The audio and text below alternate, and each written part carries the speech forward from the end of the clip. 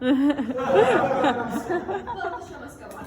Anyway, so guess what? I finally got my MD. Yeah. I've been dating him for 3 years. It's an accomplishment for myself. But this was not enough for my Jewish parents. Because some of you know. Because I was told that the goal in life is to marry someone who's a doctor, but also Jewish. And I even remember the first time I told my parents about this guy. I was like, guess what? He's sweet, he's caring, and you might like, he's in medical school. Well, completely glossing over that, my mom's like, but is he Jewish? And I'm like, no, he's Indian. Oh, so he's an Indian Jew. Oh, mazel tov, because I saw this great documentary called Shalom Bollywood. It's a great documentary. Yeah. So some of you may wonder, why is it considered to be so important to be a doctor in the Jewish culture? Well, obviously, there's and it's for me, there's controversy for when life is considered to begin. But a fetus is not considered a living person in the Jewish culture until after it gets into medical school. So that's yeah. But I do so.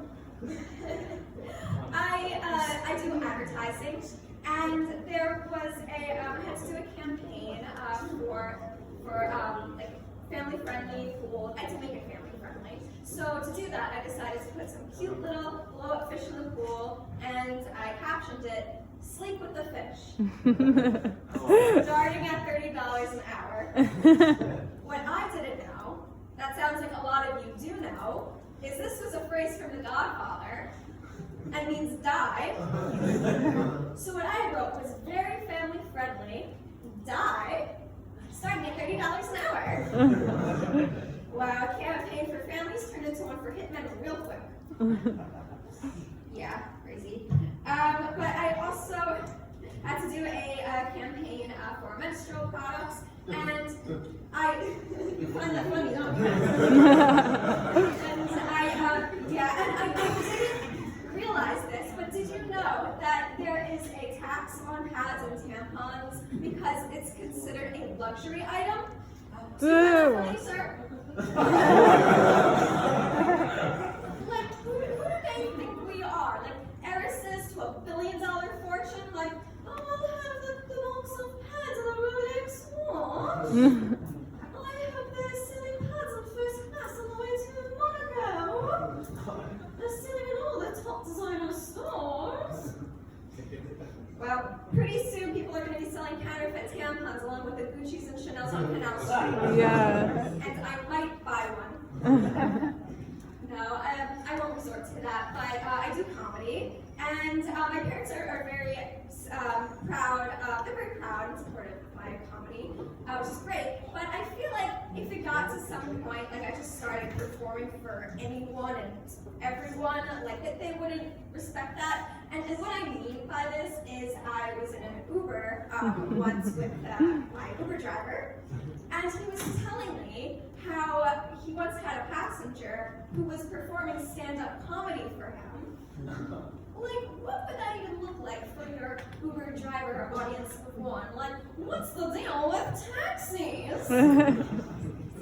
I'll be here all night, folks, until you arrive to my destination. Yeah, you can find some of his next performance in a Lyft. Or maybe a taxi. So, we all know the dynamic duos. Batman and Robin, Tina and Amy, and then there was my college roommate and myself. A German and a Jew. Like I was the Moira Silversteinberg Cohenstein, and she was the Keuschlitzen Schwabenseite. That means screwdriver, by the way. I just looked up for an impressive word.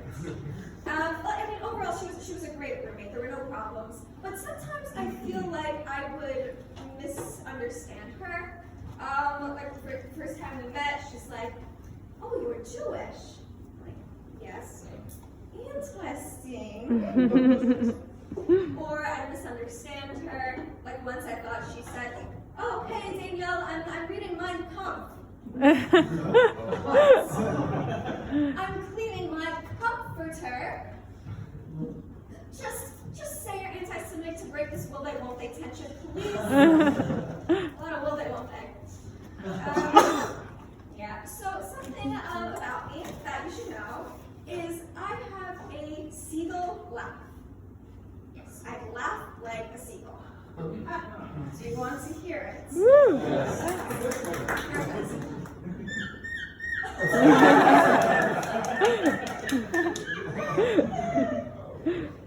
Oh, wow.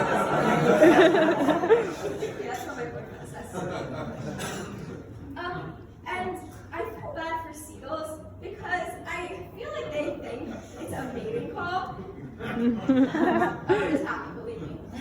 And so that they hear me and they're like, wow, that's the most beautiful noise I've ever heard. I must meet her. So he flies down, sees me, and then he's like, your mating call doesn't match your profile? I can also sound like a dolphin, and you might be wondering, how did you figure that out? Well, similar story. I went on a date with a dolphin. I wasn't who we thought I was. No, I was talking about Elon Musk's recent baby's name, AEX whatever, with a friend, and they asked me, how do you think it's pronounced? So I said, it probably sounds like... Well, you have been wonderful. You can find me outside